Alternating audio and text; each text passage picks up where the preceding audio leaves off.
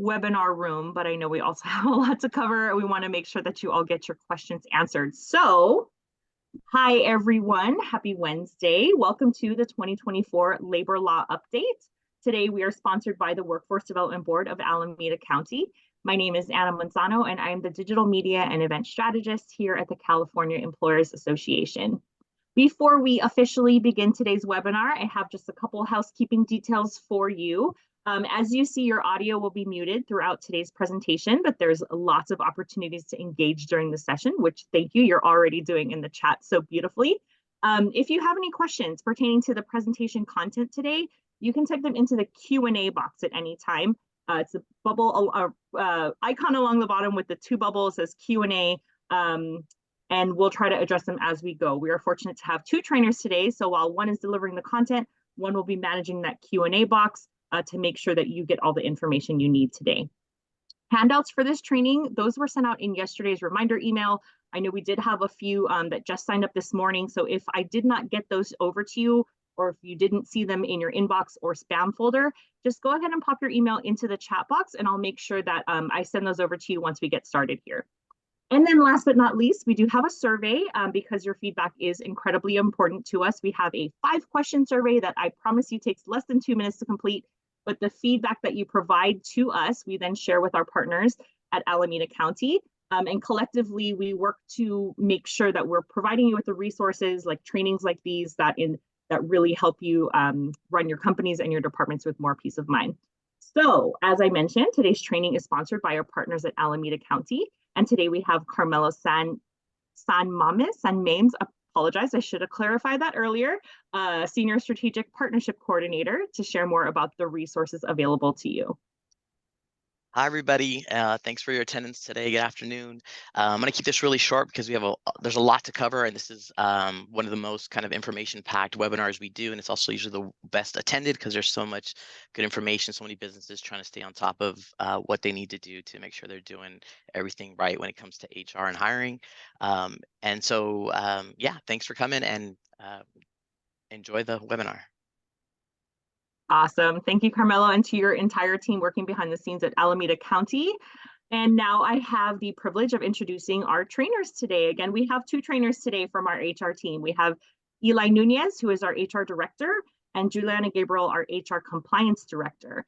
And so I know we have a ton to cover. So Eli, it's all yours. Thank you very much, Anna. Thank you, Carmelo. Thank you, Alameda County, for having us and for your partnership with California Employers Association. I did want to remind everybody that we do have a complimentary hotline number for Alameda County employers. That's 888-202-5668. You can call us from during business hours, 8 to 5, Monday through Friday, and we'd be happy to talk to you about any kind of HR-related issues you have, whether it's hiring and terminations, paid sick leave, FMLA, breaks, lunches, employee handbooks, harassment prevention, or remote workers. You have any questions at all related to HR, give us a call on that hotline. We'd love to hear from you. Same thing if you are listening to this webinar today and once the webinar is over, you think of something and think, oh, I wish I could have asked that. Hey, you have this phone number, give us a call, and we'll be glad to answer any questions, concerns, or just chat about whatever's on your mind. With that, a little bit more about us. We are California Employers Association, and as Anna mentioned, our goal is to provide our members and our callers with peace of mind. We do that by providing exceptional HR compliance solutions, training and recruiting services, provide training such as these, provide quick responsive answers. We stay up to date with HR developments and developments in the state of California, which, as you know, they happen fast, they happen furiously, and they can really impact our workforce. So with that, give us a call. Again, we would like to help out with your HR concerns and your HR issues so you can focus on growing your business, growing your organization, and keeping the day-to-day going. Now, having said that, one thing we are not is we are not lawyers. And even though we do have people on our team with legal experience, we do say this presentation, along with any information we give you, should not be relied upon as legal advice. If you have any questions or any issues of legal significance to you or your organization, we always recommend you consult an attorney about them. So again, this presentation, this information is to be taken for educational purposes. And while we will mention or talk about some things related to California state law, Again, this is not to be taken as legal advice. It is more education to talk about these topics and give you the information you need to make informed decisions and, first of all, and primarily, stay out of trouble in the state. So with that, let's go ahead and jump right into it, talk about some of the things we'll be covering today. First one is we'll be talking about paid sick leave and the changes that came about this year in the state of California. New leave of absence related to reproductive loss, minimum wage and exempt salary increases. I think, we're pretty much used to this year after year, minimum wage changes, and 2024 is no exception. Workplace violence prevention plan requirements. This is a new one that Cal OSHA sprung on us this year, so we'll talk about what that looks like right now, what we should be doing in the meantime until this is finalized. Cannabis use rights. This is something that's been stirring basically for the past couple of years in California. We've seen this coming. Now we finally get to see what it looks like in place and in action in the state and how that affects us as employers. Then we'll talk about some agency and regulatory changes and, of course, FAQs and more. So as we're going along the presentation, if you have any questions, again, please throw them in the Q&A. We'll either answer them live for everybody to hear, or my co-host will answer them online. So one of the big takeaways, or if you have one takeaway this year for 2024 and our labor law update, is that this is the year to update your employee handbook.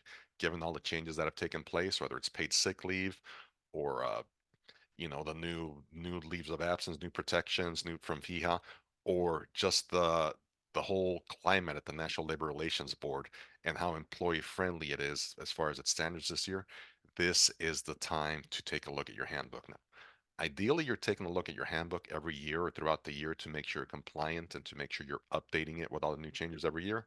But if maybe you skipped a year, you kind of slept through 2023 and didn't update it, this is definitely the year to go through and make sure that your policies are up to date and the language in your handbook is compliant with NLRB standards.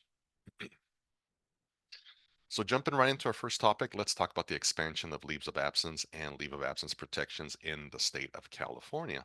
And of course, the first one that we saw that really had a big impact was the expansion of paid sick leave, the Senate Bill 616 that took place effective January 1st of this year. Now, what this did is it increased the amount of paid sick leave from 3 days or 24 hours to 5 days or 40 hours. And we could still limit the usage of per year to 40 hours. Something that didn't change was we could still use the lump sum method or the accrual method when it comes to awarding this paid sick leave. So the thing that changed was the actual amount that is awarded each year. Now, something to keep in mind too for the accrual method, the old cap used to be that we could cap the accrual amount at 48 hours. In other words, 2 times the yearly allowance by the state. Well, since the state increased the allowance, now that cap has also increased to 80 hours or 10 days per year. So that's a maximum that we could cap it at before somebody stops accruing. The accrual rate remains the same though, so if you are letting your employees accrue at the rate of 1 hour for every 30 hours worked, including overtime hours, you are still compliant. So even if they don't get to that full 80 hours or they're part-time and they don't get to the full 5 days or 40 hours, as long as you are awarding that accrual at the rate of 1 hour for every 30 hours worked, you are compliant with state law. Now, something else to keep in mind too, if you use an alternative accrual method, and this is something that we usually see when organizations combine their paid sick leave and their vacation into one bucket and just call it PTO. So if you are using that method instead of the separate vacation and paid sick leave amounts, you have to guarantee that the employee has accrued 24 hours by their 120th day of employment, and you also have to guarantee that they've accrued 40 hours by their 200th calendar day of employment. Not working day, 200th calendar day of employment. So, best way to do this, I mean, this could be difficult to do if you have an accrual method where they accrue based on hours worked. So the easiest way to do this is to just award a set amount per week of employment, regardless of hours worked, right? So one of the numbers we came up with was if you award 1.5 hours per week, regardless of how many hours or how many days of the week they work, then by that 200th day, the employee should have accrued 42 hours and should be compliant with it. So again, this one could be a little tricky. You also have to look into, when your paydays fall and everything like that. So just again, if you're using an alternative accrual method where you combine sick and vacation into one bucket, make sure that you are hitting that your accrual method hit those guidelines of 24 hours by the 120th day and 40 hours by the 200th day. Now, when it comes to the third approach, which is a lump sum where you just give everybody the award all at once, one of the first questions that came up was this one. If we use a lump sum approach based on an anniversary date, and we previously gave 3 days and 24 hours, can we wait until each employee's anniversary date the next year to reset to 5 days and 40 hours? In other words, now that if you do the lump sum method, you're going to give employees 5 days and 40 hours every year. And usually the easiest way to do that would be to do it the first of the year, but some organizations use maybe mid-year or the employee's anniversary date. So if you were awarding less than the 5 days and 40 hours and you didn't use January 1st as the award date, use the date later in the year, can you wait to give the 5 days and 40 hours until their anniversary date or whatever it is later in the year? And the answer to this is no, unfortunately. You had to give everybody the additional 2 days and 16 hours or whatever that difference was between what they were earning before or being awarded before and those 5 days and 40 hours before that reset. So in other words, you had to award them that difference on January 1st to stay compliant with the law. So that was the first option. The other option would be to reset your policy if you were usually given that lump sum throughout the year instead of at the beginning to where everybody's awarded their paid sick leave on January 1st. That makes it so they get their 5 days or 40 hours at the beginning of the year, and it makes you compliant right off the bat. A little confusing on that one again. So just keep in mind, again, this only applies if you were doing the lump sum award at some time other than the first of the year. Then you had to make sure you had given that difference. Next question is, and this is a pretty general one. Once the changes came about, the question we heard the most was, what do I have to do to address the new PSO requirements? What do I have to do to make sure that I am compliant with what the state is requiring me to do? And this was, you can imagine, a multi-step process, right? First thing you have to do, of course, is update your paid sick leave policy, your wage statements, and your required poster. In other words, if your handbook had a paid sick leave policy that says you get 3 days or 24 hours, that is the first thing we have to go in and update to make sure that it reflected the new amounts. If you had a separate paid sick leave policy, again, make sure that it reflects the correct amounts. Wage statements have to show the balance, so they have to reflect the correct amount as well. And the thing with wage statements is when we see some organizations or companies get in trouble, usually wage statements are the easiest way to get in trouble. If you're not reflecting your paid sick leave or it's incorrect amounts or some other missing information, that is the easiest way for an outside attorney or the state agency to really notice something is wrong and really jump on you on some issues. So again, make sure that those wage statements are correct. And finally, make sure you're updating your required postings. Hopefully you're ordering a new labor law poster every year that reflects all the changes. If not, get it ordered today or go over and to the right agencies and download all the different posters. Make sure you have the most up-to-date one up for your employees to see. Next thing is a lot of organizations ask, well, if I'm increasing paid sick leave, can I reduce the number of vacation days that I'm giving employees to make up for that added cost? The answer is yes, you absolutely can. Um, but again, if you are going to do that, if you're going to alter the amount of vacation to make up for the additional paid sick leave, we recommend you have to be very careful with the messaging, right? As you know, it's always easier to give something to employees than it is to take something away. And while in this case, you may not really be taking anything away, the balance of days off will still be the same. It's still the perception that you're taking away vacation days. So you have to be very careful, think about how you're going to present the messaging for that, how you're going to present that to the employees, and of course, give them ample notice and ample time before you make those changes. Next step would be to update the wage theft notices or Form 2810.5 for your hourly employees. Now that Form 2810.5, that is what it sounds like the wage theft notice, which is one we usually give our new hires, and it talks about what their wages are going to be, what their paid sick leave is. It's got workers' comp information on there, payday information, that sort of thing. So anytime that you change an employee's wages, pay, and they're non-exempt, or even in this case, their paid sick leave, we want to give them some kind of written documentation showing that change. And this change is no exception, right? So we want to give them some kind of written notice showing that there is a change in their paid sick leave. And of course, the next one is and being in Alameda, you're aware of this, that sometimes local ordinances are different when it comes to minimum wage or when it comes to paid sick leave or anything like that. So again, pay attention to the local sick leave ordinances, whether it's your place of business, if you have people come on site, or if you have remote employees, you have to consider where they live, where they are performing the work, or if you have employees that travel to other areas, because the protections in that area where that work is being done are going to apply to them. And while this new amount of paid sick leave that the state put forward kind of catches up with what a lot of the municipalities were awarding, something that could be different would be maybe the total amount that they can accrue, or the amount that they can roll over, or the amount that they can be used per year. So again, pay special attention to those local sick leave ordinances, where your office is located or where your employees are doing work to make sure that you're compliant. And I see Juliana popped up, so I think we have a question that would benefit the group here. Yes, we do. So, and you've already covered this, but I want to recover it because it comes up so often. If you're using that default method of 1 hour for every 30 hours worked, you don't need to worry about that 120th and 200th calendar day rule.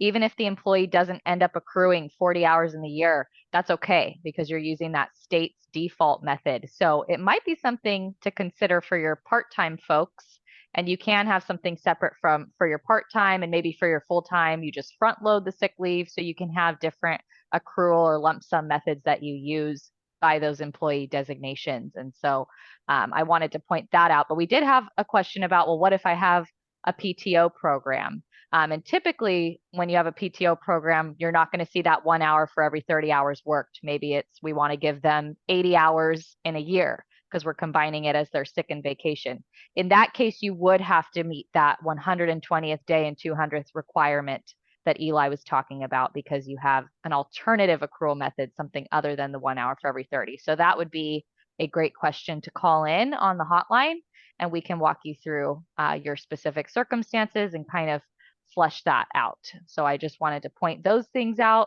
And I'm in the Q&A box. I'm waiting for you. I promise I don't bite back, so I'll continue. And Eli, I'll pop in if we have anything else important to throw out to the group. Absolutely. Thank you, Glenn. Great point you brought up too, as far as part-time employees go too. Part-time employees are also entitled, if you're doing the lump sum method, to a maximum of 5 days or 40 hours. So that's where maybe you can have a separate system where part-time employees are in the accrual method, where they get 1 hour for every 30 worked, and you can put your full-time employees on the lump sum or whatever it is. But it's always either 5 days or 40 hours, whichever is more. So another area where that could apply is if you work an alternative work schedule where you work 4 10s maybe, then you would have to award your employees the most out of 5 days or 40 hours. So if you give them 5 days worth at 10 hours, you would have to award them 50 hours instead of just limiting them to 40. So again, if you have an alternative work schedule where you work more than 8 hours a day and less than 5 days a week, take a look at that, because that could change the total amount of vacation that your employee is awarded, especially if you use that lump sum method. All right, let's move on to our next protected leave, or changes to protected leave. In this case, we have SB 848, which is a reproductive loss event leave of absence. And this is more or less an expansion of the bereavement leave that came about last year. So as you recall, last year employers, with our more employees, had to provide 5 days of bereavement leave. And this year that has extended into bereavement leave for reproductive loss events. So you could be asking yourself, well, what's a reproductive loss event? Well, glad you asked, because we have that defined here. It could be either a failed adoption, failed surrogacy, a miscarriage, stillbirth, or unsuccessful assisted reproduction. Now, the state did give us a little leeway as employers in saying that we can limit the leave to 20 days in a 12-month period, and we can say that the employee has to be employed for 30 days or more before they qualify for this leave. Something to keep in mind about reproductive loss bereavement leave, though, is that there are confidentiality protections extending beyond regular bereavement leave. So, for instance, for bereavement leave, you can ask for regular bereavement leave. You could ask your employees for proof of, that somebody passed away, right? Whether it's a certificate from a doctor, whether it's a program from a funeral home or that sort of thing. We cannot ask for any certifying documentation in case of reproductive loss bereavement leave. So if an employer comes and tells you that they need to take leave because of a reproductive loss, we cannot really ask them for a doctor's note, any kind of documentation or anything like that. We have additional confidentiality protections for that.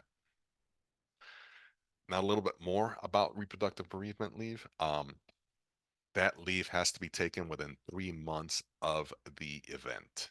So similar to bereavement leave, right? And again, this bereavement leave, reproductive bereavement leave policy, that is a change of policy. So you're going to want to update your bereavement leave policy. And if you have that in your handbook, make sure you're updating your reproductive bereavement leave or adding it to your handbook as well. I saw that Q&A question pop up here, so thought I'd address that. Now, something else to keep in mind is that reproductive bereavement leave, the days don't have to be taken consecutively. In other words, you don't have to take all 5 days in a row. The employee can break it up as they see fit.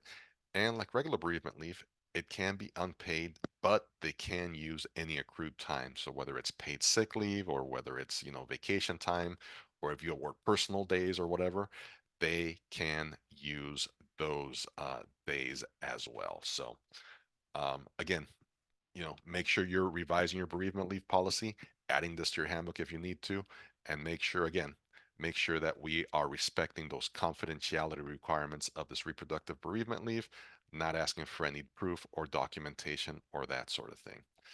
Now, something else to keep in mind too when it comes to reproductive bereavement leave is if there is any kind of other protected leave associated with it. So, in other words, if the employee takes CFRA or FEMLA leave related to that reproductive bereavement, or that reproductive loss, it kind of freezes the clock as far as when they have to use it. So as you see from the screen, they have to use it within 3 months of the event. However, if they are taking CFRA or FMLA, it kind of freezes that requirement. So it doesn't run concurrently, and they could take that bereavement um, time away after they conclude their CEFRA or FEMLA leave of absence. So be very aware of that as well. All right, a few things that changed about wage and hour this year too, as you know. So let's go ahead and talk about these a little bit. And the biggie again, the state of California increased minimum wage yet again for 2024. Same reason as it increased for 2023 again. The rate of inflation or the consumer price index was beyond a certain threshold, and that triggered something when the minimum wage was amended back in the Jerry Brown days. So again, this led to an increase this year for $16 an hour for hourly employees. And if you've been sitting in any of these labor law updates or any kind of webinars with us, you know that that hourly minimum wage also affects the exempt or salary minimum wage per year. According to the law in the state of California, exempt employees must be paid a minimum of 2 times the hourly minimum wage. In other words, you take the minimum wage, you multiply it by 2,080 hours, which is a 40-hour work week, and you double that, and that is how you get the minimum exempt salary per year. So if you have any exempt salary employees, they should be making at least $66,560 per year. And this is tough because there was a lot of exempt employees at the end of last year that were right at that range. Maybe they were at the $65,000 range, and we had projected being able to give them that increase. So there was a couple options we could do. We could give the increase, or we could make the employees non-exempt. And it's in California, it's always easier to go from exempt to non-exempt because all employees in the state of California default to non-exempt or hourly status. So it's always a little bit easier to go back that way. But again, some things to consider. One, overtime. This is the position that usually works overtime or would be working overtime that would really escalate that number beyond what we would have been paying them with an increase. The other one is, again, the messaging. How is that being viewed by the employee? A lot of times employees see going from exempt to non-exempt as a demotion.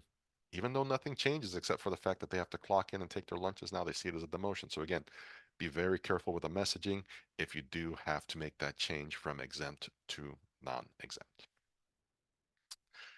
And of course, when we talk minimum wage, and this being in Alameda, being in the Bay Area, there are variations throughout the state. And last count we had, there was over 40 local ordinances with different minimum wages throughout the state. Now, some of them were industry specific, others were for the whole region or that sort of thing. So again, be very aware of your local minimum wage, paid sick leave, predictive scheduling requirements, flex time requirements, that sort of thing, because those can vary by municipality or by county or city or whatever it is. Now, keep in mind, when the state gives us a minimum wage, they basically give us a floor, and all our counties or cities or whatever municipalities can go above that floor. They can't go below it, but they can always go above it. So don't be surprised. I mean, we do see increases, especially mid-year in certain areas. Usually they happen on July 1st, but every once in a while, some counties or cities like to surprise us. I think last year was San Mateo, if I'm not mistaken. They did an increase on April 1st. They, got ahead of the game, wanted to get in the news or whatever it is, but they jumped ahead of us. So again, stay tuned. I know there's usually increases in mid-year, but sometimes they happen a little bit before that. So go to resources, maybe to subscribe to our blog or just stay on our site to take a look to see if there's any of those minimum increases or mid-year increases that are going to hit so they don't sneak up on you. Right. Next thing that changed too, if you require personal vehicle usage from your employees, you should be aware that the IRS mileage rate has increased once again. Last year it was at 65.5 cents per mile. This year it has been increased to 67 cents per mile. And now this 67 cents includes things such as fuel, wear and tear, insurance, that sort of thing. So that is what the IRS has calculated as the minimum that it would take to cover those costs if you require your employees to use their own vehicle. Now, keep in mind too, if you are requiring hourly employees to drive for you for work, you also have to compensate them for their drive time. In other words, those are hours worked in addition to that mileage reimbursement. Now, sometimes you get the question, can I pay less than that?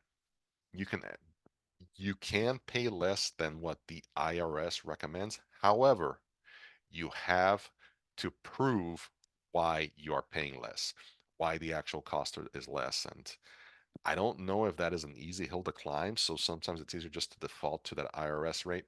So you don't find yourself in the position where you have to justify why you're paying less and possibly get in trouble. So again, that minimum set forth by the IRS is 67 cents per mile. Probably the easiest thing to do is just to go by that when it comes time to compensate your employees for any miles they drive for you. Now, some other exempt minimum wage things that changed. There are certain professions where they have a separate minimum wage aside from the state one. So, we saw that $66,000 number for exempt employees. Well, there are some different minimum wages for certain professions. In this case, physicians and surgeons must earn a minimum hourly wage of $101.22 per hour. It used to be $97.99. This has increased to $101.22. And computer software professionals, same thing. That increased, the minimum hourly rate increased from $53.80 to $55.58. Monthly salary has to be also increased to a minimum of 96.46 and 96 cents, and the minimum annual salary has increased to $115,763.35. Now, for the computer software professionals, keep in mind these are people that are involved in software development, programming, that sort of thing. This is not like your IT person in the office that helps to set up new computers or change monitors or that sort of thing. This is somebody that is involved in be highly skilled, proficient, theoretical and practical application of highly specialized information and computer systems analysis. So think, programmers, or think, software developers or that sort of thing. Now we move on to our next topic here, which is remote work expense reimbursements. And this is something that, we has been really talked about in the past couple of years, right? Because of the shift to remote or hybrid work. And basically, the requirement is that if we require remote or hybrid work, or if we encourage it, we need to cover at least what the state calls the basic work from home costs. And this includes things like internet usage, office equipment, personal mobile phone use. Now, We can, as employers, come up with a reasonable percentage of the total cost. In other words, if you're asking somebody to use their personal mobile phone, you don't have to pay their whole monthly cost, but you come up with a reasonable percentage. Same thing with internet, right? If someone has home internet, chances are they're using it for more than just work. I'm thinking, streaming, I'm thinking surfing the web, I'm thinking everything else, right? Fantasy football or whatever. So we can come up with a reasonable percentage that's agreed upon to compensate for that. And we also have a lot of questions that about whether or not we have to compensate an employee if they choose to work remotely. If we have an office space for them, but they choose to do it. And honestly, the state hasn't been very clear on that. However, we always recommend, to be on the safe side, you do come up with some kind of stipend or compensation for those at-home costs, because there is a law in the state that says that we have, employees have to be compensated for any time or expense suffered to the benefit of the company. And I'm paraphrasing that a little bit, but basically, if they are spending any of their own resources to the benefit of the company, we have to compensate them for that. That's regardless of them saving time and commuting and gas and everything. That is not taken into consideration. So if they're expending any of their own resources at home for the benefit of the company, we have to compensate them for that in one way or another. So what do we do to meet these requirements? Well, first thing to do, of course, take a look at your county and city minimum wage laws. Again, a lot of municipalities could be a little higher than the state minimum wage. So let's take a look to make sure that we're compliant. Let's update our posters. And this should be something, part of our end of year process, right? We order new posters, we make sure we get them up, all that thing. So make sure we have our new posters in place.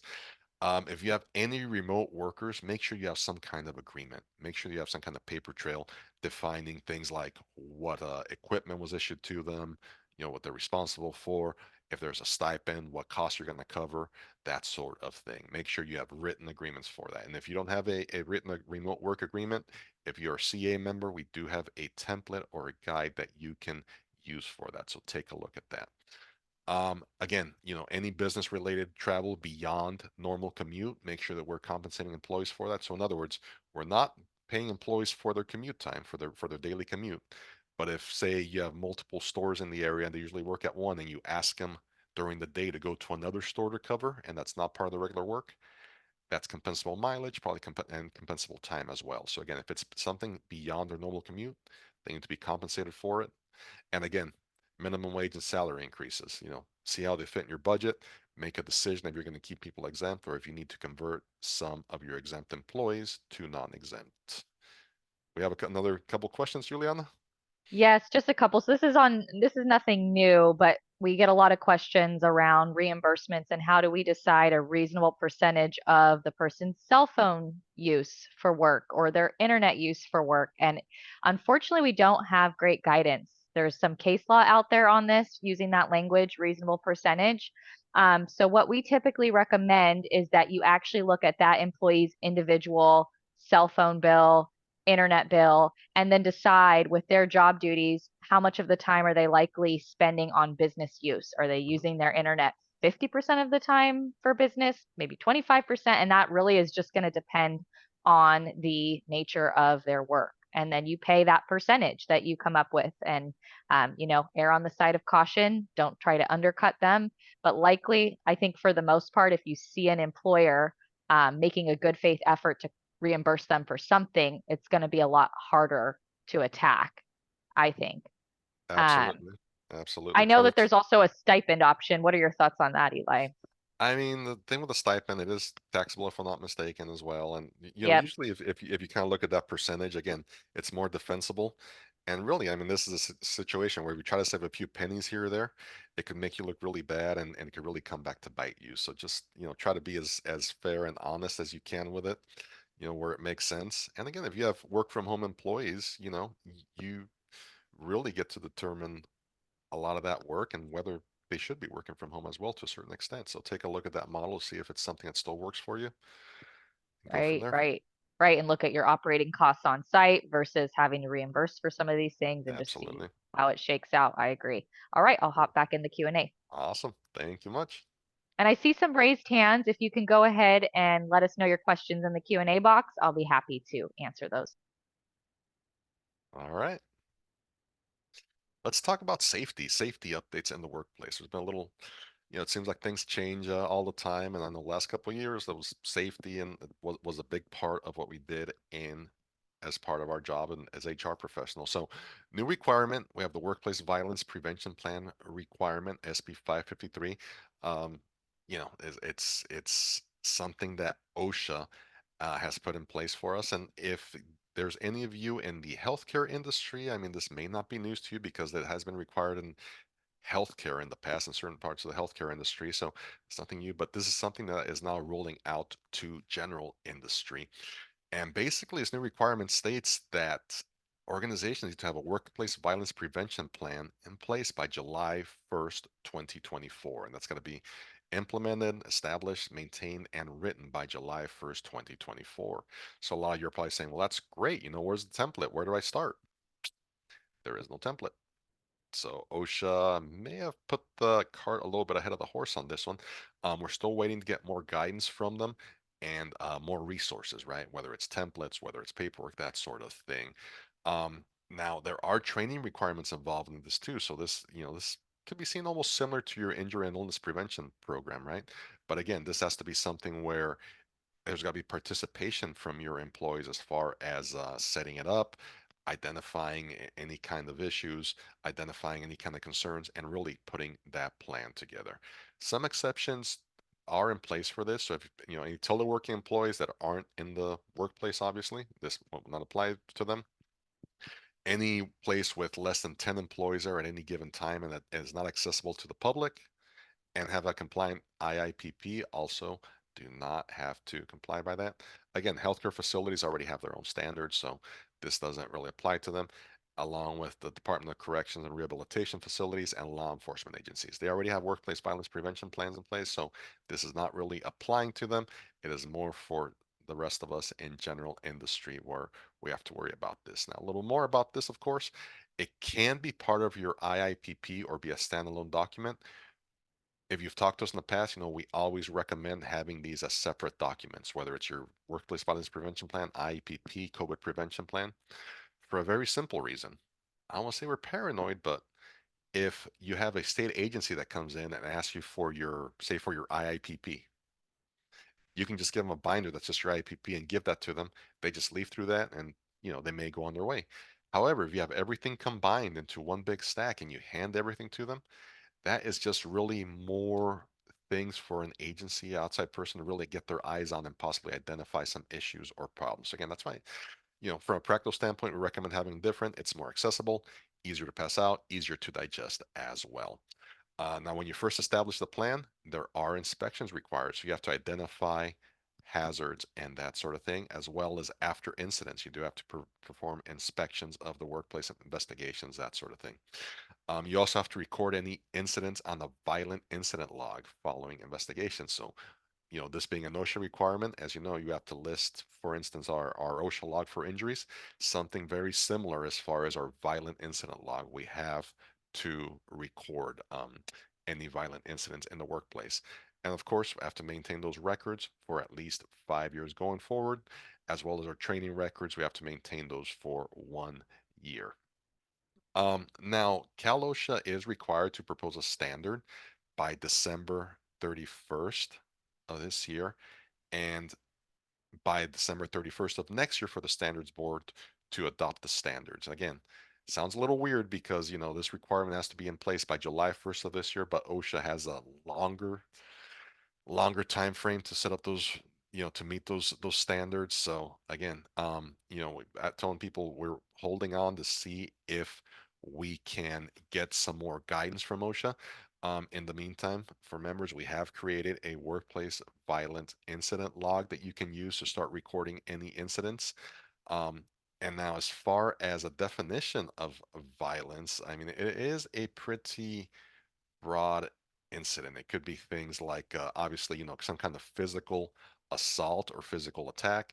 It could also be threats. If someone threatens to beat somebody up, threatens to shoot somebody, threatens to stab somebody, threatens to harm somebody, that can also be used, or that also needs to be recorded as well. So again, it's very relatively broad as far as what workplace violence is defined at. So stay tuned again for more guidance so we could see what needs to be recorded. So again, you asked what's some examples of recordable violent incidents? Well, physical attacks with or without weapons, those would qualify as recordable incidents. Threat of physical force or use of weapon. In other words, if you tell somebody I'm going to smack you on the head with a baseball bat, guess what? That's a recordable incident. Sexual assault or unwanted verbal or physical sexual conduct. Again, when we receive a complaint from an employee about this sort of behavior, we have to investigate. We should be investigating with our harassment policy, but again, this could be a recordable incident. Animal attacks, some other things. So again, animal attack, that's something to consider, right? Stray cat attacks one of your workers, guess what? That's recordable. So very broad. Again, it's a lot of a big record keeping requirement, but again, if once you have a system in place to keep track of these incidents, it makes it a little bit easier, becomes part of the general process. So what do we do to comply to this? Well, start brainstorming, get ready to prepare that workplace violence prevention plan by July 1st. Again, we're waiting for more resources from OSHA and Cal OSHA, so stay tuned for that. Think about who's going to be responsible for implementing the plan. Are you going to have a designated safety person? Does it get fall into management, senior management, that sort of thing? Start thinking about that. Once that plan is prepared, get ready to deliver it to your employees, deliver training to them by July 1st, and retrain them on it every year. And of course, be ready for any inspection and record retention requirements. OSHA, Cal OSHA, they are receiving more funding for inspections, so there is a chance they could be looking for this year. And it took us all the way to slide 29 to get to a COVID slide. If you've been with us the past couple of years, know COVID's been a big part of these presentations. This year it's a little bit smaller, so we do have some reminders in regards to COVID this year. Now, Cal OSHA's permanent COVID standards, and we put permanent in parentheses because they keep changing all the time, so it's not really permanent, but they are in effect through February 3rd, 2025, which means there's certain record keeping requirements that will last until a year beyond that, February 3rd, 2026. Now, we're still required to have a COVID prevention plan on file, or written COVID plan, and implement those safety requirements in the workplace. Take a look at our webpage for resources. We do have the state template for the COVID prevention plan on there, free for all visitors. And for members, we also have a couple COVID toolkits to help you deal with that. Some of the requirements that have been lifted is we no longer have to give employee notification of positive cases and report to a workers' compensation carrier as of January 1st of this year, although we still have to notify close contacts. So in other words, we don't have to raise the alarm if we have a positive case, but we do have to notify the close contacts for anybody that had COVID or was infected. And there are new exclusion rules that came into play this year, January 9th of this year. Some of you, if you've seen the news, California kind of loosened up the requirements as far as when employees can come back to work, how long we have to exclude them from the workplace, and that sort of thing. It's a little bit looser right now, a little bit easier to come back to work. There's still masking requirements though after a positive test, or the signs of a positive test. So again, be very aware of those. COVID is still not complete in the rearview mirror, but it is getting smaller and smaller every week. So who knows, maybe a year from now, there may not be a whole COVID slide. It could just be a bullet point somewhere, fingers crossed.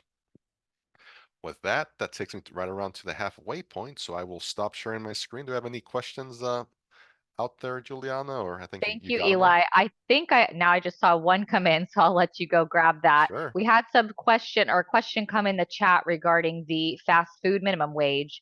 And so hang tight. We are going to cover that. I know we've passed through our general wage and hour section, but we are going to cover fast food minimum wage coming up here. So I will go ahead and take over. Thank you, Eli, for going through Of all of that course. information and doing it in such a practical way that makes sense for businesses. So thank you. He's going to be taking over in the Q&A box there.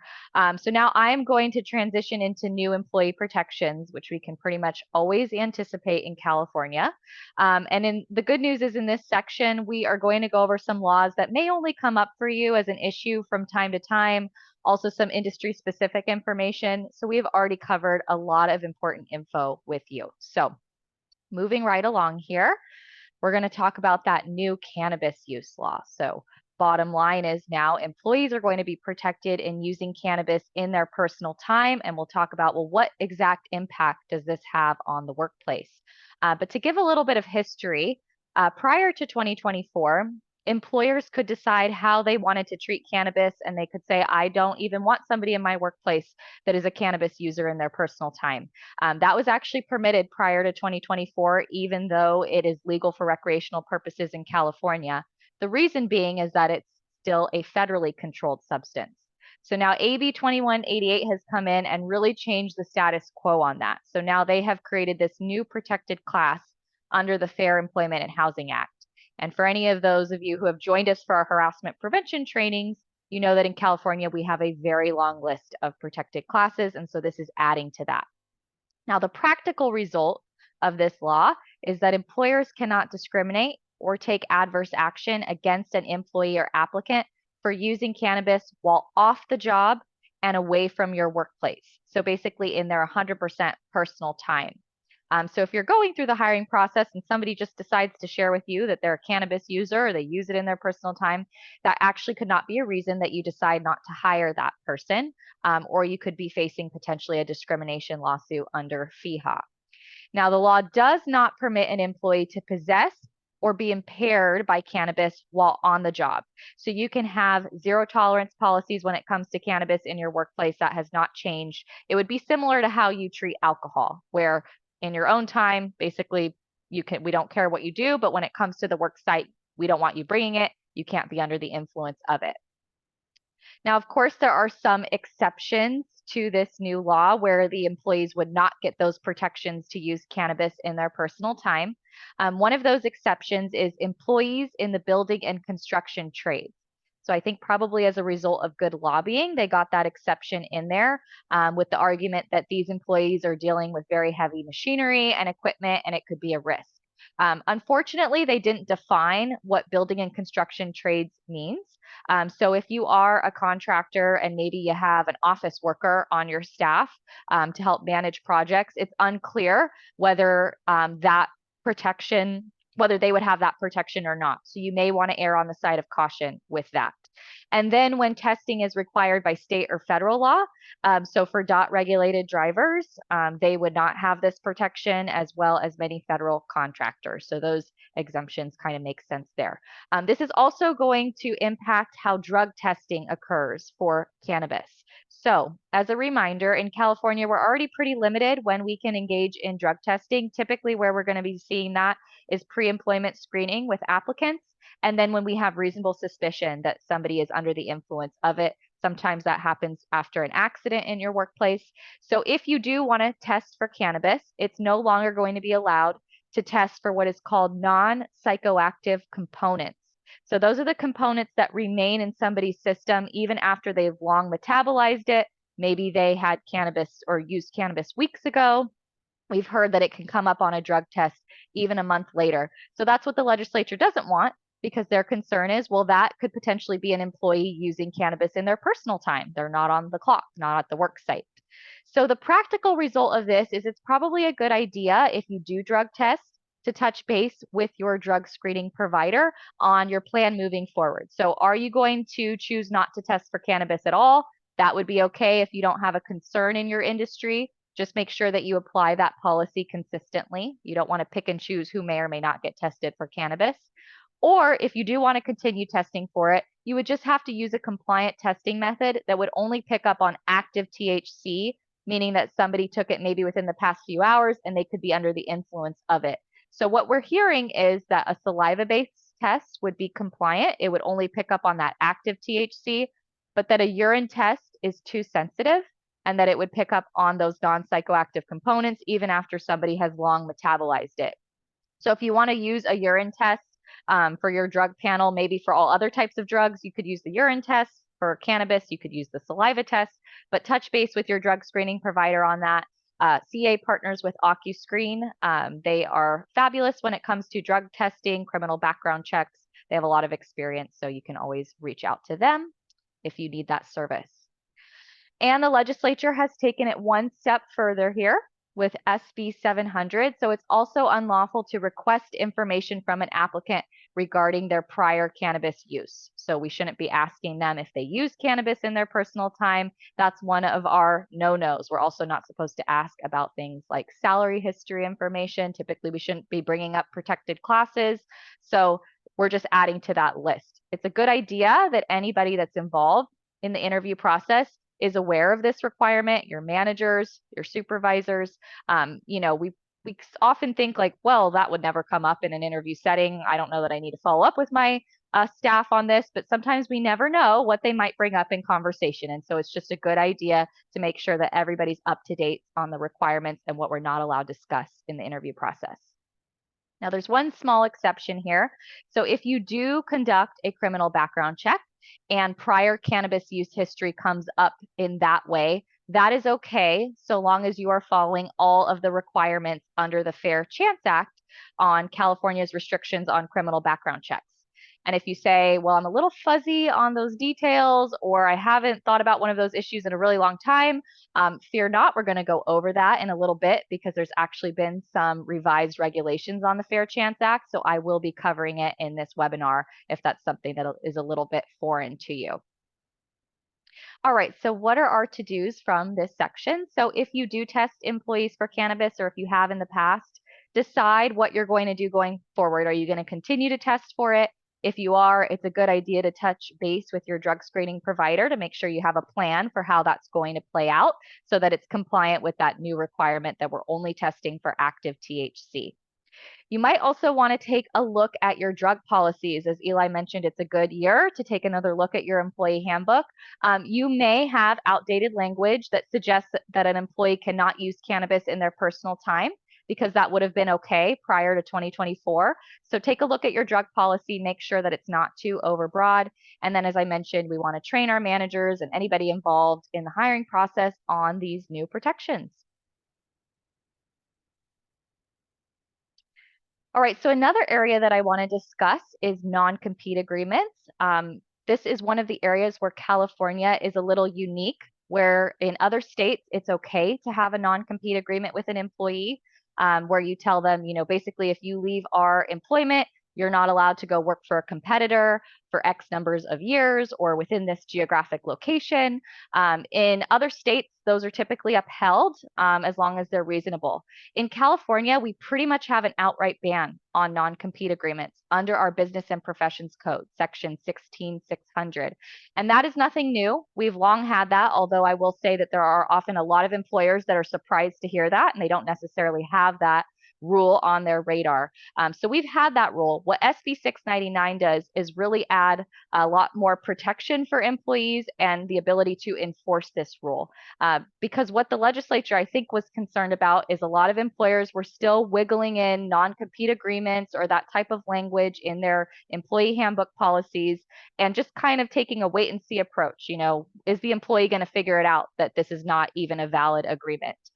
So what it does now under SB 699 is creates a private right of action, meaning that that employee or that applicant that was forced to sign that non-compete or encouraged to sign it can sue the employer and get monetary damages as well as their attorney's fees for bringing that lawsuit.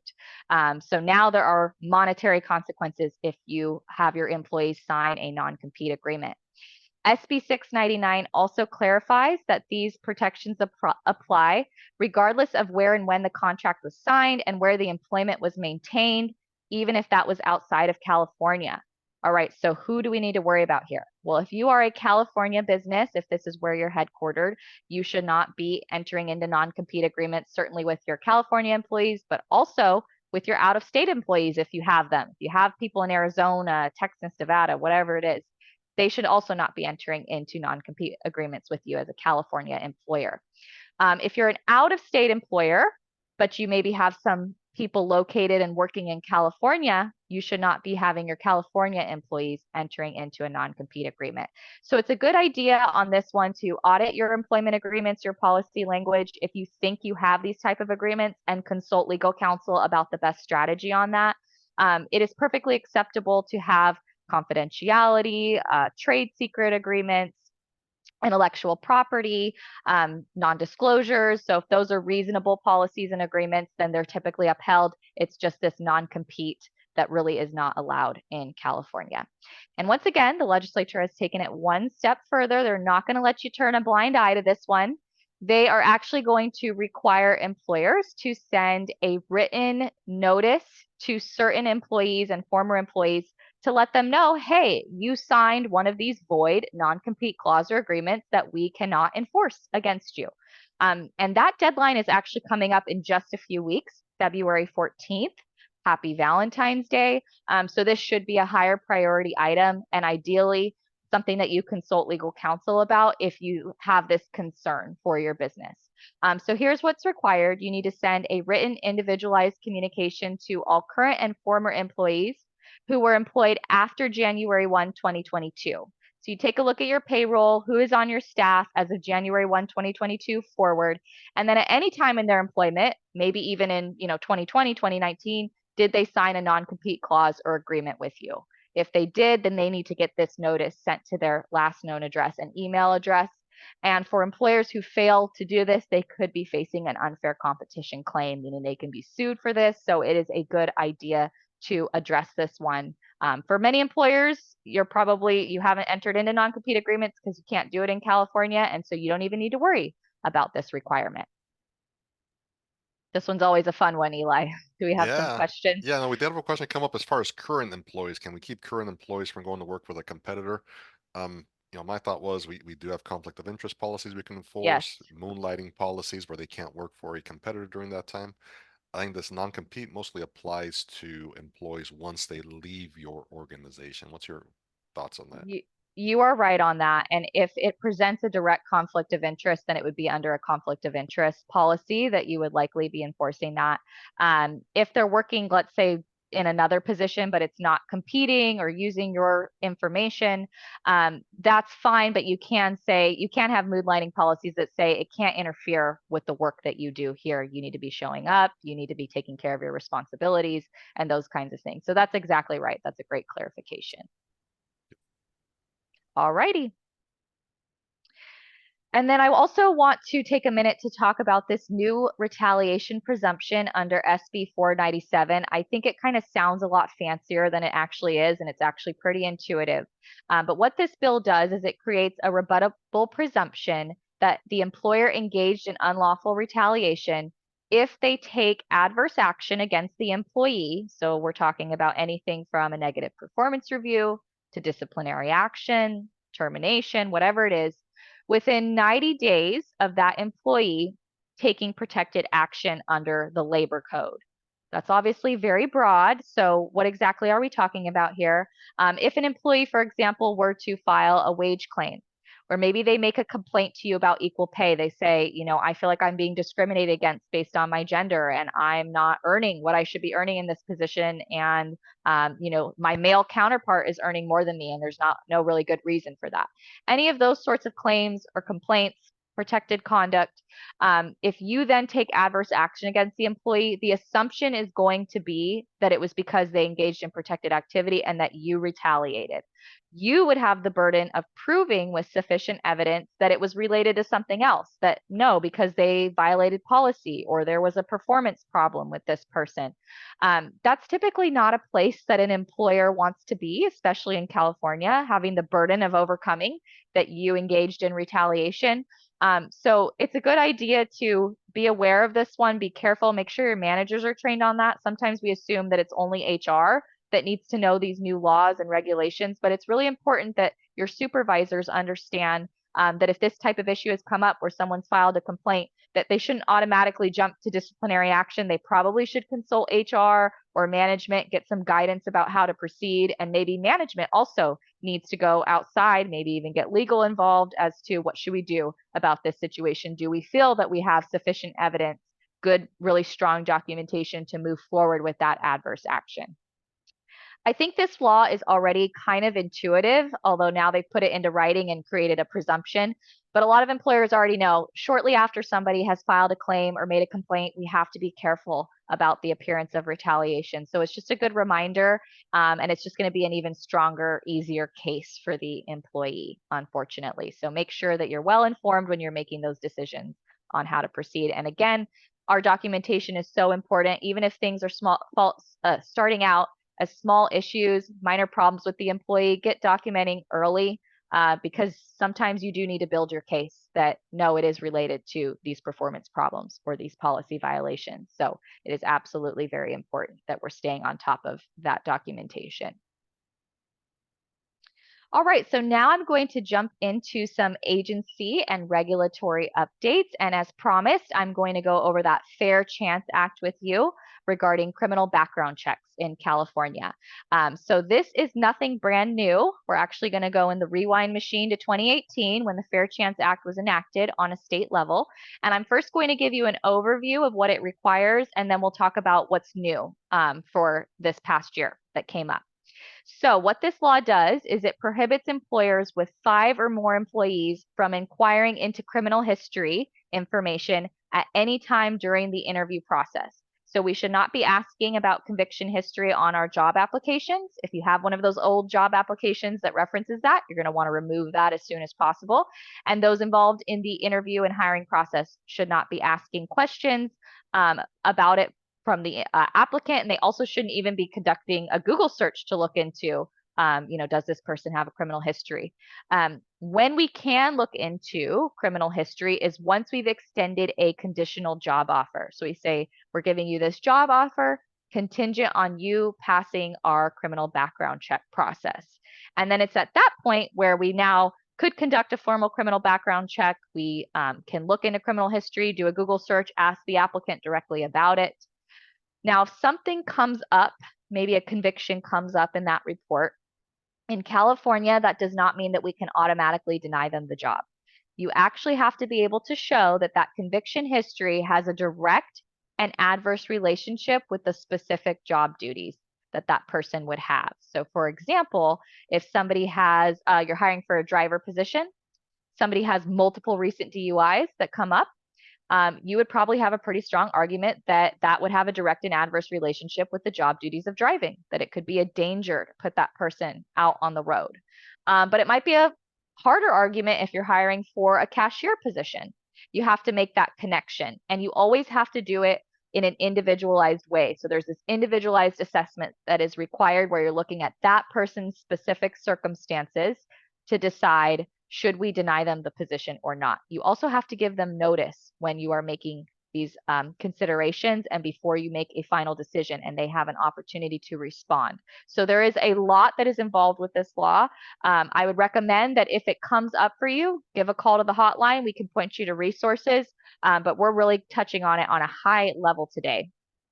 Now, the reason that we're covering it is back in October of 2023, the Civil Rights Department came out with some revised regulations on the Fair Chance Act, providing employers some more clarification on how this law works. And so we're going to cover that for you right now. So basically what the Civil Rights Department said recently is that in addition to protecting candidates for employment, which we all kind of assumed, the regulations also protect employees applying for internal positions in your organization and employees indicating a desire to be considered for a different position. So it's been assumed that this law really only applied to applicants, but the Civil Rights Department is saying anybody that you're considering for a promotion within your organization or a job change, you would first have to consider them without regard to their criminal history. Once you've made the decision on whether you're going to promote them or not, then you could look into whether there's a direct and adverse relationship with the job duties. So you have to follow the same process that you do for applicants. So in that way, this could come up more often for employers, even if you're not typically conducting criminal background checks with your applicants. So let's talk about how this could play out as a potential problem. So my manager was having a casual conversation with our employee, Betty, who disclosed that she has a drug conviction. Now my manager does not want to consider her for promotion based on that information. Is this okay? And the answer is no. So under these revised regulations, it's clear that that manager has to actually first consider Betty without regard to her criminal history, even if Betty just completely volunteered this information. The manager never asked for her criminal history. It was unprompted. And so this kind of creates a catch-22 situation where the manager's now on notice of this information, and now Betty could have an argument, well, that's the whole reason why I wasn't promoted, even if that's not the case. And so again, it's a good idea to train your managers, your frontline supervisors, that if anybody starts to maybe perhaps bring up their criminal history information, you can say, hey, that's actually not something that you need to share or that I need to know about, and kind of stop them in their tracks so you don't run into this situation and you can just follow the process of the Fair Chance Act. Additionally, the regulations came out with a number of factors to consider when making that individualized assessment regarding, does it have a direct and adverse relationship with the job duties? How do we really determine that? If you are a member, we have a fact sheet that outlines all of those factors. And then also the regulations clarify that the applicant can choose to provide mitigating circumstances for the employer to consider, or evidence challenging the conviction. They might say, you know, my name's John Smith, but that John Smith that came up with a conviction history is not me, and I can show you why. Now, the employer cannot require the applicant to submit anything, but if they do choose to do so, you have to consider it as part of that individualized assessment. And that can be things like their employment history records showing that they've been successfully employed, vocational training, rehabilitation certificates, letters of reference, as well as documentations of traumas or disabilities that contributed to the crime being committed. So they might say, I was dealing with intimate partner violence or this trauma. That's what led to this conviction, and I can kind of explain the circumstances behind this, or I had a disability that I'm now successfully managing. So all of those kinds of things would be part of the individualized assessment.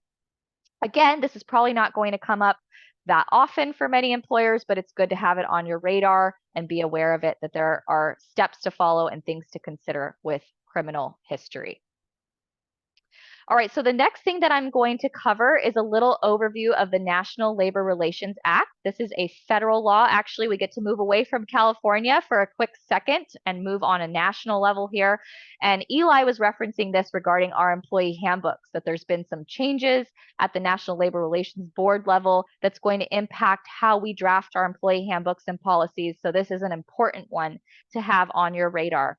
So just to give a little bit of background on the National Labor Relations Act, it is enforced by the NLRB, so again, a federal agency, and that NLRA, that act, includes protections that apply for all employees. So it's a big misconception that it only applies to union employees or those that have a collective bargaining agreement. While it does cover a lot of that, a lot of issues regarding unionized workforces, it also has protections for private employees. So Section 7 grants employees the rights to communicate about wages, hours, and terms and conditions of employment, for example. So they can freely share with one another, hey, what are you earning? What benefits did the employer give you? Maybe I want to go negotiate with the employer now. Or, hey, I think we have a safety issue in our workplace. Let's talk about this. Or maybe we should form a union. Those are all things that employees can freely do and talk about with each other without being subject to retaliation. So with that background, there was a recent case at the NLRB level. It's called the Stericycle case, and it's going to change how we approach our employee handbook policies. We have to make sure that they're not overbroad in a way that they suggest to employees that they can't do those things, that they can't talk about their wages or safety issues or wanting to unionize. So here's the standard. A challenged workplace rule will be presumed unlawful if it has a reasonable tendency to chill employees' exercise of their rights.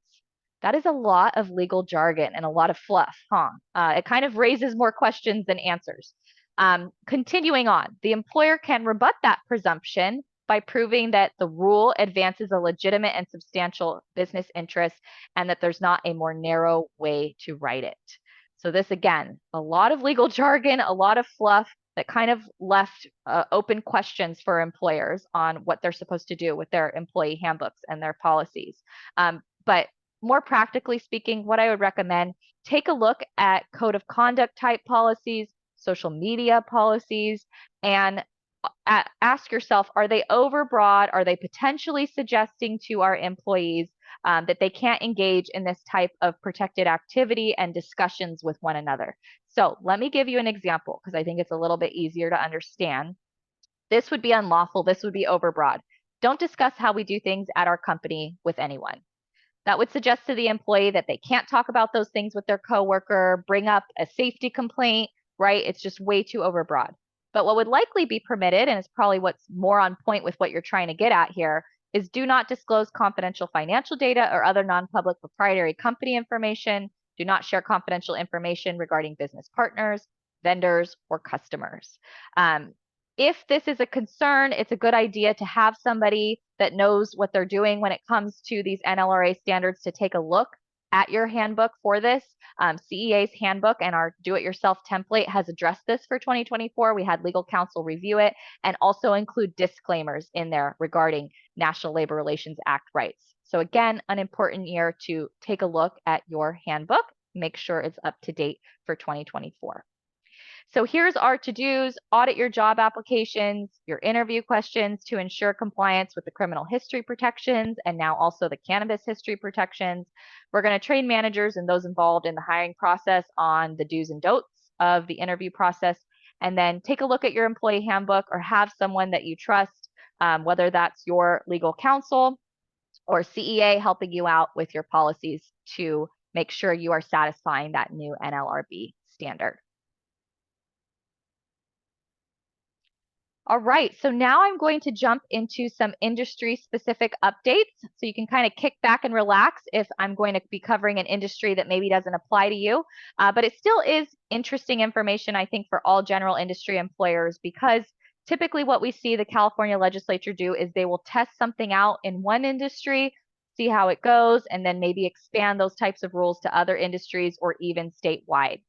So the first big one that I'm going to cover is this new fast food minimum wage law under AB 1228. And the writing has been on the wall for quite a while with this one. We first had a couple years ago, I believe now, the FAST Act under AB 257 that came out, basically said they were going to create this fast food council that was going to come up with regulations for fast food chains and a minimum wage of up to 22 an hour. And there was a lot of hoopla about it. It was actually going to end up going to the ballot for the California voters to decide, and it was put on pause. And what ended up happening, that all got scratched, and the legislature and the fast food industry basically reached this agreement under AB 1228. So that is where we are at with it today. And they set the minimum wage for covered fast food chains, and I'll talk about what the definition of that is in a minute. But they set the minimum wage now for $20 an hour, and that's going to go into effect in a couple months on April 1, 2024 for covered workers. And it still has that fast food council under the Department of Industrial Relations, and that fast food council can recommend working conditions such as safety conditions or advanced schedule notice requirements and things of that nature, as well as continuing to set the minimum wage each year up until 2029. We'll see if the law then gets extended or not. And then those regulations that are recommended could ultimately be approved by the Department of Industrial Relations. So you might see special specific rules for fast food chains that fall under this law. And then we'll have to see, does California try to do that with other industries next? So here is who is covered. All limited service restaurants that are parts of chains with over 60 establishments nationally. And so we are thinking about places like a lot of franchisees, Starbucks, McDonald's, Chipotle, they're going to fall under this.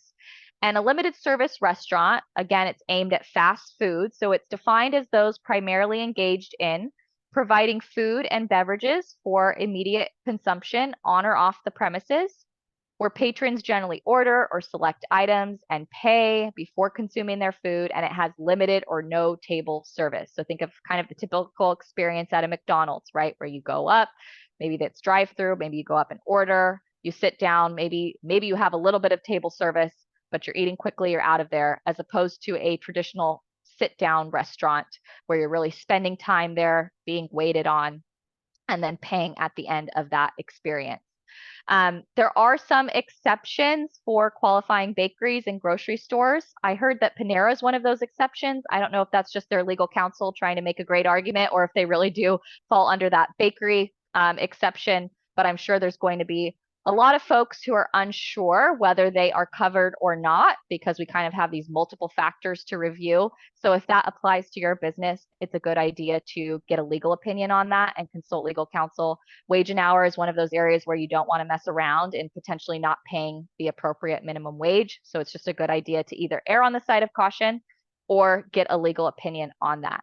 I saw a question earlier in the chat regarding which employees does this apply to? And arguably the way that the law is written is if you fall under this limited service restaurant definition and you're a fast food chain with over 60 establishments nationally, it's likely all of your employees, whether it's the cashier, someone helping bus tables, working on the food, it likely would be all employees at that covered establishment. Now, here are some open questions, though, that we really just don't have the answer to, and we are hoping that there's going to be more guidance from the DIR on this. But what is meant by the term primarily engaged? So does it mean more than 50% of the time? How do we weigh those factors regarding whether it's truly limited service? And then are covered exempt employees entitled to an annual salary of $83,200 in this case?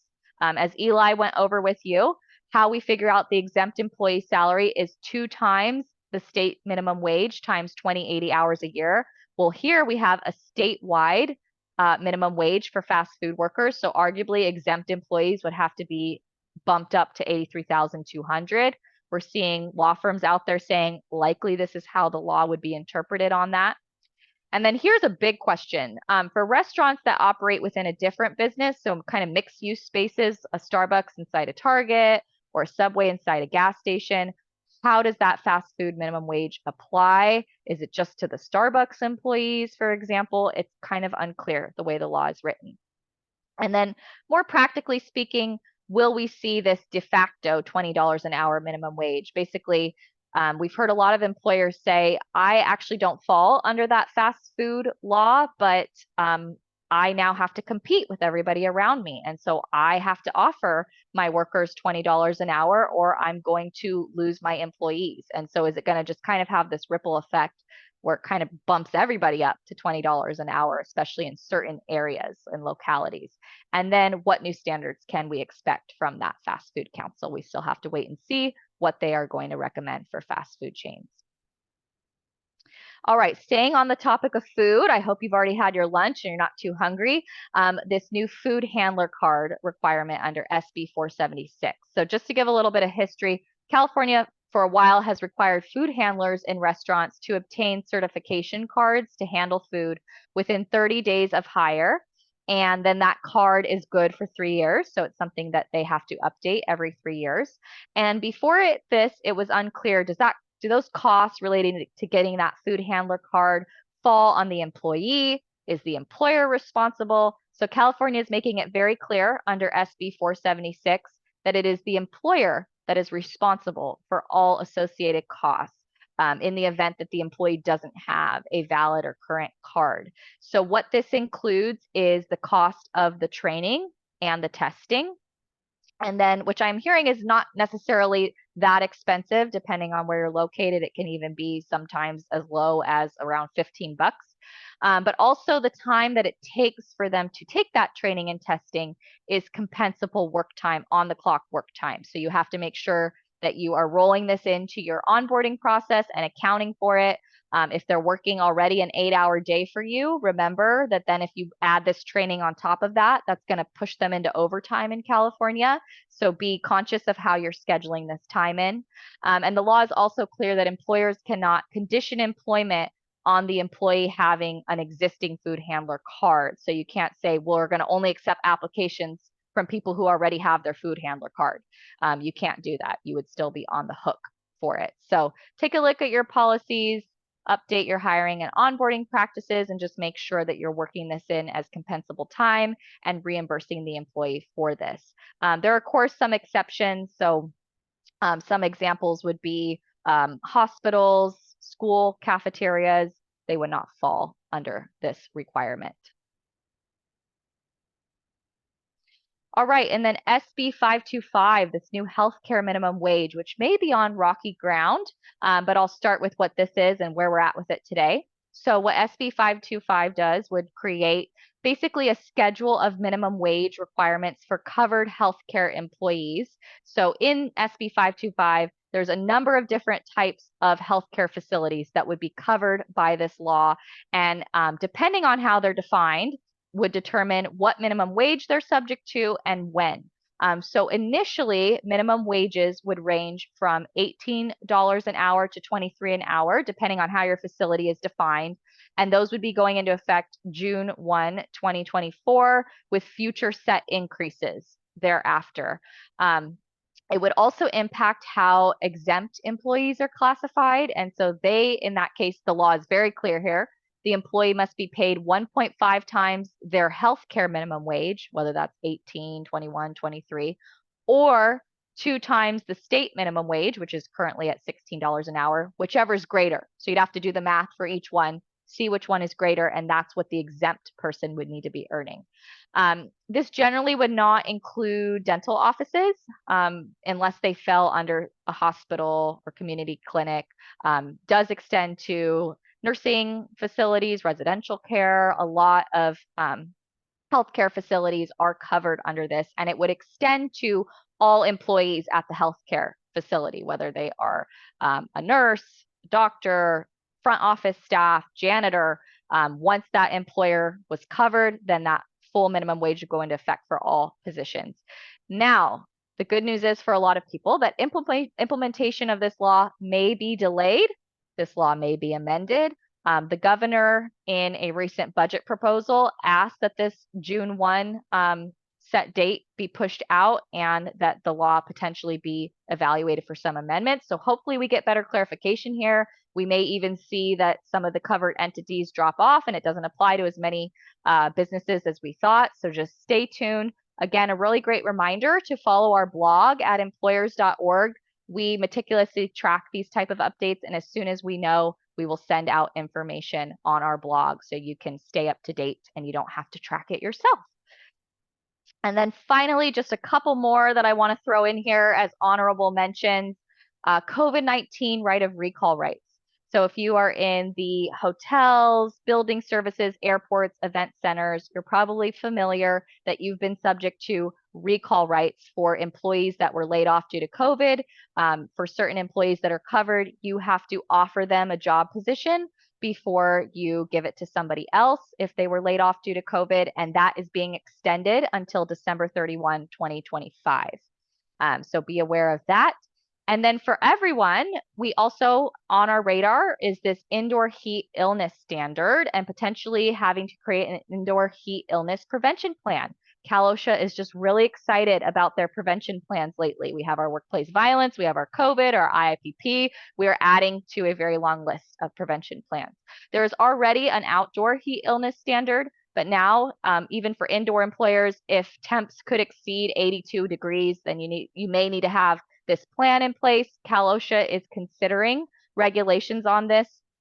What we're hearing most recently is that they're likely to vote on this in March, and it could potentially go into effect as early as this summer, that people have to have an indoor heat illness prevention plan and likely training requirements and other requirements to make sure that we're keeping our employees safe and healthy. So again, follow our blog, stay tuned. We also have mid-year labor law updates that you can attend for all of those changes that happen between January and the middle of the year. All right, so I've pretty much brought you to the end here. And if we don't have any outstanding questions, I can go ahead and read our codes for those of you getting continuing education credits. So our HRCI is 657944. Our SHRM is 24-T4ZSA. And then just a couple other reminders for you. Again, we have that hotline. So if we didn't get to one of your questions today, or maybe it's a little bit more involved, or if you're like me, where it's after you attend the training that the question pops into your mind, you are more than welcome to use that hotline. So please take advantage. We're available Monday through Friday, 8 to 5 for you. And then if you feel that you need a little more support, we do have membership options to join as a CEA member, which would give you access to all of our toolkits, forms, resources, and we can also help you with some consulting projects. So again, reach out. We're happy to help you. With that, I'll kick it back to you, Anna. Awesome. I am the same way. It's always like right after I'm like, oh, that was the question I needed to ask. So that's why it's so important to come to these trainings live and really make sure that you get your questions asked by the trainers. But that hotline side is also in your handouts. So hopefully you have located those in your inbox or spam folder, but always reach out to us, ceainfo@employers.org, if you need the handouts or need help with the codes.